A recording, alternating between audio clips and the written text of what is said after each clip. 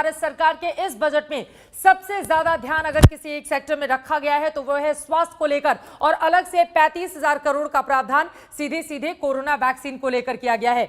इसी पर बातचीत करने के लिए इस वक्त हमारे साथ बाबा रामदेव सीधे लाइव जुड़ चुके हैं। और आपको बता दें कि पूरे कोरोना काल के दौरान हम सब ने देखा था बाबा रामदेव किस तरह से टेलीविजन चैनल पर सामने आकर लोगों को स्वस्थ रहने की न सिर्फ वो अपील करते बल्कि स्वस्थ रहने के तमाम टिप्स भी वो दिया करते थे। आज ये जो बजट का स्वास्थ्य है, बाबा रामदेव जी, कैसा दिखाई दे रहा है आपको? सबसे अच्छी और बड़ी बात आपको क्या नजर आई?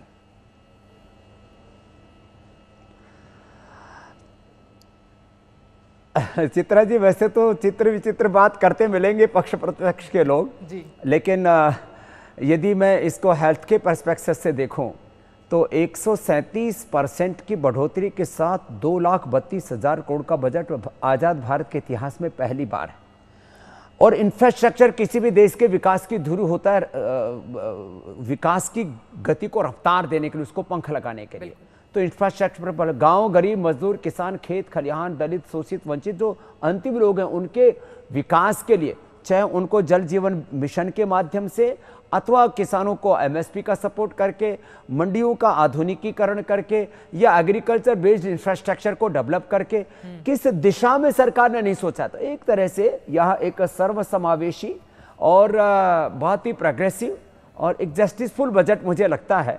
हाँ, मध्यम वर्ग के लोगों के लिए सरकार जरूर कुछ, मुझे लगता है आगे और अपनी बजट के अंदर कुछ नए संशोधन जरूर लेकर के आएगी, क्योंकि देश तो सभी का है और मध्यम वर्ग के लोग इतने कमजोर भी नहीं है, वो देश की को टैक्स दे करके और देश के इस निर्माण में अपने हाथ बटा करके वो अपने आप को गौरवान्वित महसूस करते हैं।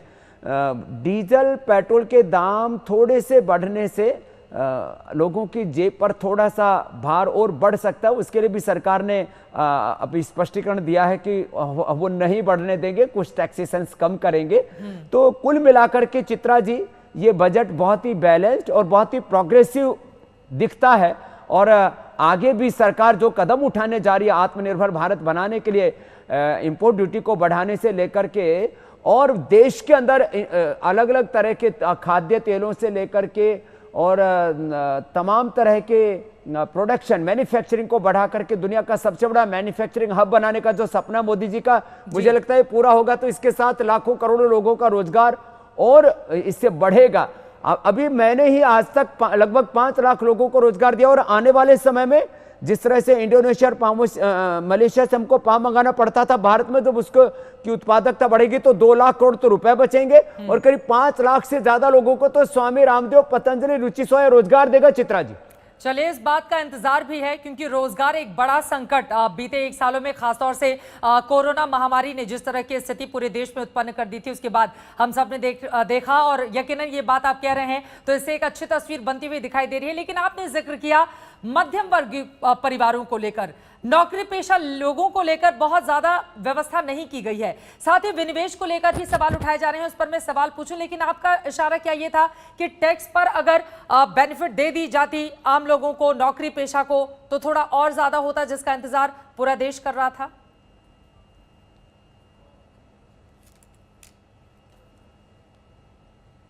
देखिए चित्रा जी, ठीक है, लोगों के सामने समस्याएं रही हैं, आज भी हैं, लेकिन सरकार के खर्चे कितने बढ़े हैं।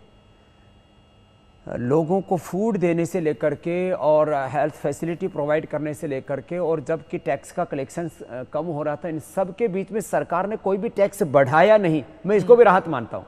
जब संकट के काल में सरकार का टैक्स का कलेक्शन कम हो रहा है, खर्चे बढ़ रहे हैं और उस दौरान भी सरकार टैक्स नहीं बढ़ा रही है किसी के ऊपर भी, आम लोगों के ऊपर भी, कॉरपोरेट के ऊपर भी, तो ये एक संकेत है कि सरकार इस बात के लिए बहुत संजीदगी के साथ काम कर रही है। और कुछ ऐसे बड़े बड़े संस्थान है, LIC आदि से लेकर के, जिनका IPO लाने की सरकार बात कर रही है। तो सरकार संसाधन जुटा रही है बिना आम लोगों के ऊपर बोझ डाले। और फ्यूचर में मैं तो आश्वस्त हूं कि मध्यम वर्ग के लिए भी सरकार कुछ और बड़ा करेगी, और जो होटल इंडस्ट्री है या और तमाम तरह के दूसरे उद्योग धंधों पर जिन पर असर पड़ा है, उनके लिए भी पहले भी सरकार ने कदम उठाए, आगे भी उठाएगी। क्योंकि मोदी जी सबका भला चाहने के अलावा उनके सामने और कोई एजेंडा ही नहीं है, क्योंकि वो एक फकीर इंसान है जो भारत की तकदीर और तस्वीर बनाना चाहता है और भारत की अर्थव्यवस्था को अमेरिका, जापान और चाइना से आगे देखना चाहता है। तो उसमें तो सबकी भागीदारी और जिम्मेदारी, हिस्सेदारी तय होना जरूरी है चित्रा जी। और ये बहुत जरूरी भी हो जाता है। लेकिन इसी बजट को लेकर विपक्ष के बहुत सारे तीखे सवाल हैं। बाबा रामदेव को तो ये बजट बहुत अच्छा लगा। आपने कहा कि भविष्य में मध्यम वर्गीय लोगों को भी फायदा पहुंचाने के लिए सरकार की ओर से जरूर कोई ना कोई बड़ा ऐलान किया जाएगा, लेकिन खासतौर से विनिवेश के जरिए जो पैसा जुटाने की कोशिश और कवायद की जा रही है इस बजट में, वो विपक्ष को रास नहीं आ रहा है। इसको आप किस तरह से देखेंगे?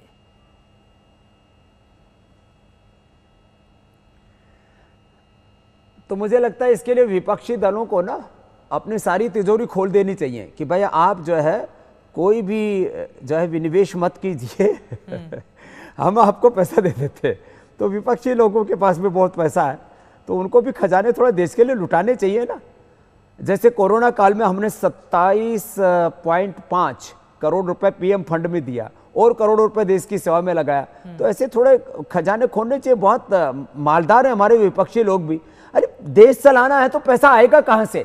टैक्स बढ़ाना नहीं और चारों तरफ से इकोनॉमिक चैलेंजेस हैं, तो पैसा देश को चलाने के लिए अर्थव्यवस्था की धुरी, अर्थव्यवस्था का जो पहिया है उसको घुमाने के लिए पैसा ही नहीं होगा तो कैसे तो देश की इकोनॉमी बढ़ेगी, कैसे रोजगार के अवसर बढ़ेंगे, कैसे देश आगे चलेगा?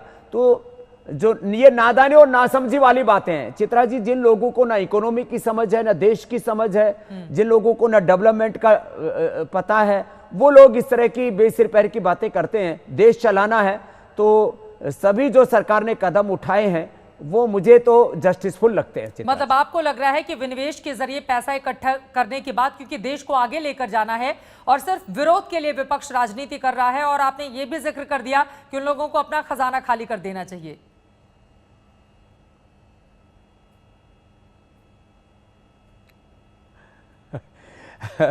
विपक्षियों को भी, और इतने अच्छा इंफ्रास्ट्रक्चर और इतनी अच्छी पॉलिसी सरकार लेके आए, तो जिन कंपनियों के पास सरप्लस फंड है चित्रा जी, उनको भी अब ये देश की समृद्धि में, देश को आगे बढ़ाने में, मैन्युफैक्चरिंग से लेकर के अलग अलग सेक्टरों में अब तो इंपोर्ट के ऊपर भी सरकार ने ड्यूटी बढ़ा दी है। तो सभी लोगों को अपने अपने हिस्से की जिम्मेदारी लेकर के देश में एक कोई सुई भी बाहर से न लेने पड़े, तो सभी दिशाओं से देश को आगे बढ़ाने के लिए सभी लोगों को पहल तो करनी पड़ेगी चित्रा जी। और सब ऐसा करेंगे तो निश्चित रूप से $5 ट्रिलियन की इकोनॉमी भी बनेगी और हम चाइना, जापान और अमेरिका से भी बड़ी अर्थव्यवस्था भारत की बनाने में सक्षम होंगे। 10-15 साल लगेंगे, लेकिन सबको दिल खोल के लगना पड़ेगा। अपने हिस्से की जिम्मेदारी और भागीदारी तय करके हमें पुरुषार्थ करते हुए इस देश को हमें शिखर पर ले जाने के लिए प्रतिबद्ध होना ही पड़ेगा। कही है कि यकीनन आगे आने वाले वक्त में अगर बड़ी जितनी भी इकोनॉमी वाली देश हैं या अर्थव्यवस्था जिनकी मजबूत है, उनके मुकाबले हिंदुस्तान को खड़े होना है तो बहुत सारी ऐसी जगह हैं जहां पर कॉम्प्रोमाइज करना होगा। लेकिन एक जगह जहां पर बीते कई दिनों से हम कॉम्प्रोमाइज वाली स्थिति देख रहे हैं, कृषि सेक्टर, किसानों को लेकर सरकार का दावा है कि हमने आधुनिक खेती या जो हम कृषि कानून लेकर आए हैं उसके जरिए हम जिंदगी बदलना चाहते हैं किसानों की। लेकिन वहीं देश दिल्ली के बॉर्डर पर बैठे हुए जो किसान हैं वो लगातार विरोध कर रहे हैं। आज के इस बजट से किसानों को कितना फायदा, कितना नुकसान आपको लग रहा है कि सरकार वो भरोसा कायम कर पाएगी आज के इस बजट के जरिए उन तमाम किसानों में जो बड़े गौर से आज का बजट सुन रहे थे?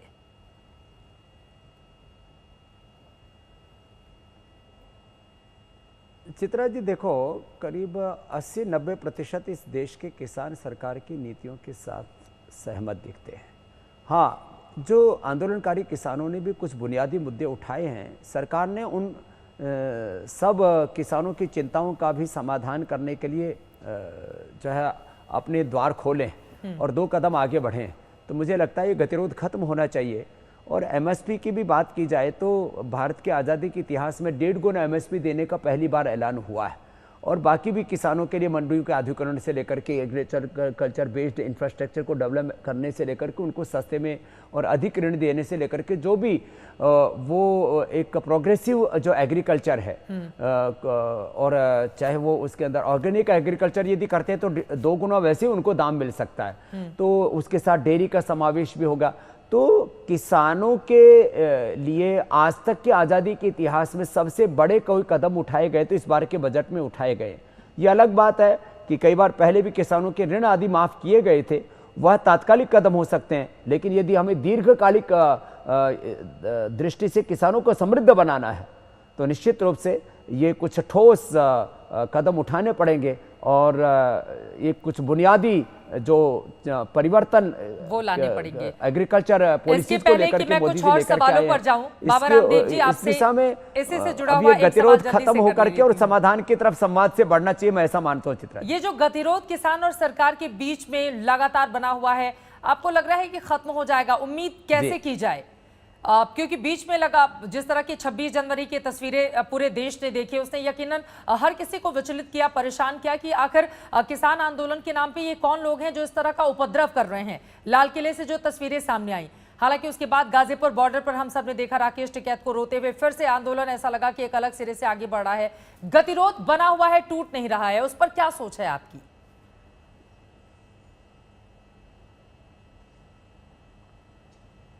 देखिए, मैंने आपको भी उस दिन देखा था आदरणीय श्री राकेश टिकैत जी के पास। उनके पिता महेंद्र सिंह टिकैत जी के साथ भी मेरा आत्मीय संबंध रहा है।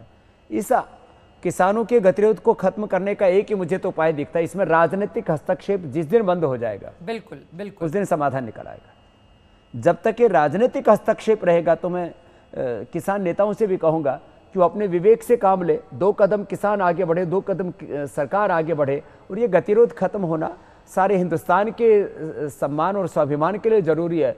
और किसान जो इस देश का अन्नदाता है, उस देश का की नाभिकीय सत्ता है। बिल्कुल। और मैं तो किसान का एक बेटा हूँ, पहले किसान हूँ, उसके बाद में योगी और कर्मयोगी हूँ। देश के लिए कुछ मैं उपयोगी बन पाऊँ, उसके लिए मैं पुरुषार्थ और परमार्थ करता हूँ। तो राजनीतिक हस्तक्षेप से मुक्त करना चाहिए इस आंदोलन को, ऐसा मैं मानता हूं। तो निश्चित रूप से समाधान निकल आएगा और गतिरोध खत्म होगा। चित्रा जी, लेकिन पहले के मुकाबले अब ऐसा लग रहा है कि राजनीति इस पर और ज्यादा हावी हो गई है। ऐसे में समाधान कैसे निकलेगा, ये बड़ा सवाल है। बाबा रामदेव जी, आगे बढ़ते हुए कुछ और महत्वपूर्ण सवाल हैं, जल्दी जल्दी मैं उनका जवाब जानना चाहूंगी। देखिए, 2021-22 में 2 सरकारी बैंकों और एक बीमा कंपनी का निजीकरण होगा, यह भी फैसला लिया गया है। अगले साल LIC का IPO आएगा। बीमा में FDI की सीमा भी 49 से बढ़ाकर 74% कर दी गई है। इसको आप कैसे देख रहे हैं, FDI को लेकर खासतौर से?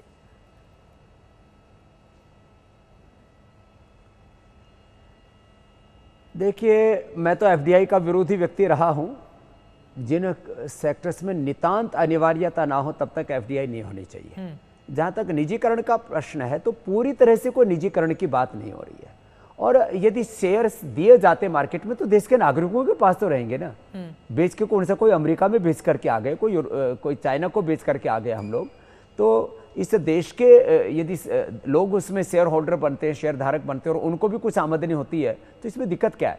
तो निजीकरण जो है ये इस युग की मांग है, लेकिन सब कुछ दांव पर नहीं लगाना चाहिए। एक बैलेंस वे में सब कुछ बैलेंस होना चाहिए। बिल्कुल, चाहे हमारा खान पान हो, चाहे हमारी रिलेशनशिप हो, चाहे कुछ भी हो, पॉलिटिक्स हो, स्पिरिचुअलिटी हो, हर चीज बैलेंस होने चाहिए। सरकार यदि संतुलित एक दृष्टि के साथ निजीकरण की तरफ आगे बढ़ती है तो दिक्कत नहीं है, और इसमें देश का लाभ ही होगा, कोई हानि नहीं है। बिल्कुल, बशर्ते इसमें किसी भी प्रकार से कोई अंदरूनी तौर पर कोई सौदेबाजी ना हो। और उसके लिए सरकार ने सभी चीजों को फेसलेस करके एक ट्रांसपेरेंट व्यवस्था बनाने की दिशा में जो कदम आगे बढ़ाया है वो एक अच्छा कदम, उसकी सराहना होनी चाहिए। चित्रा जी, चलिए, बहुत शुक्रिया बाबा रामदेव जी आज तक से जुड़ने के लिए, ये महत्वपूर्ण जानकारी देने के लिए। यकीनन बाबा रामदेव का खासतौर से पूरे कोरोना काल के दौरान जो रोल रहा है वो काफी ज्यादा अहम रहा। उन्होंने स्वास्थ्य के क्षेत्र में लोगों को स्वस्थ बनाए रखने के लिए लगातार तमाम बातें कही,